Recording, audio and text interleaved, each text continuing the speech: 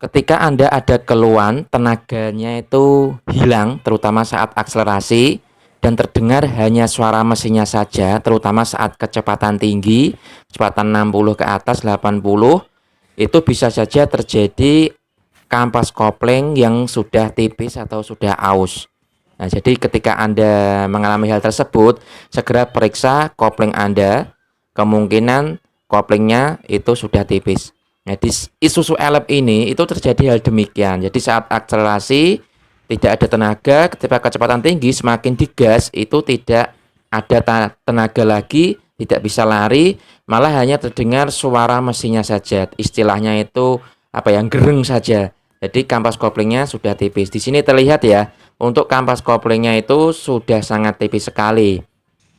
Juga terjadi pada Elep ini itu koplingnya terasa berat, itu karena diakibatkan dari power clutch yang macet. Nah, di sini nanti akan kita lihat dari kopling, kemudian ini ada pilot bearing, kemudian ada drag lacquer, dan juga mataharinya.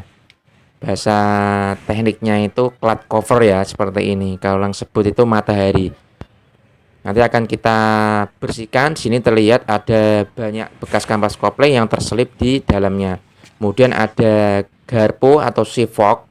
Ini bagian tengahnya itu sering terjadi aus berlubang yang lebih dalam sehingga menyebabkan kopling langkahnya itu menjadi lebih panjang. Jadi bisa nanti dipopok sama las kuningan. Ini untuk bagian transmisinya yang tadinya itu kotor sudah dibersihin, dikemplingin, dicuci dengan sabun solar yang menyebabkan menjadi lebih bersih. Nanti akan kita ganti beberapa komponen spare part dari kerusakan di kopling Isuzu Elep ini. Ini untuk drag lacquer atau release bearing. Ini biasanya diganti itu karena sudah bunyi. Jadi ketika diinjak itu malah bunyi sehingga harus ganti. Nah, ini untuk pilot bearingnya. Jadi sebaiknya jika sudah overhaul seperti ini kita ganti set karena harganya murah. Nanti kalau bunyi harus bongkar lagi. Nah, ini yang menyebabkan tadi koplingnya itu menjadi berat karena di power clutch ini terjadi macet. Jadi pergerakan pistonnya itu tidak bisa smooth, tidak bisa lancar. Akhirnya kopling terasa berat di Isuzu Elep ini.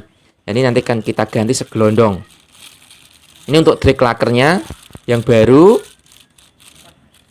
akan kita pasangkan, dan jangan lupa nanti drag lacquer yang baru itu di tengahnya ini tuh masih kosong ya. Jadi akan kita nanti kasih grease agar nanti pergerakannya lancar.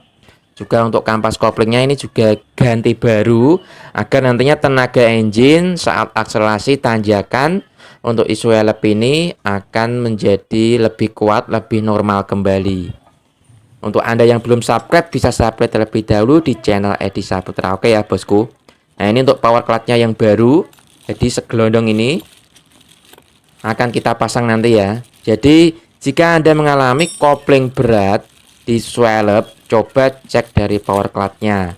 Mungkin saja kotor atau pistonnya itu lengket.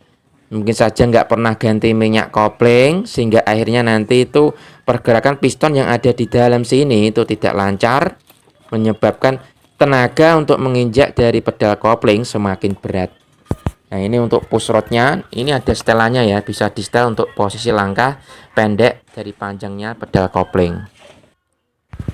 Oke siap bosku, ini untuk transmisinya yang sudah terpasang di Isuzu Elep ya.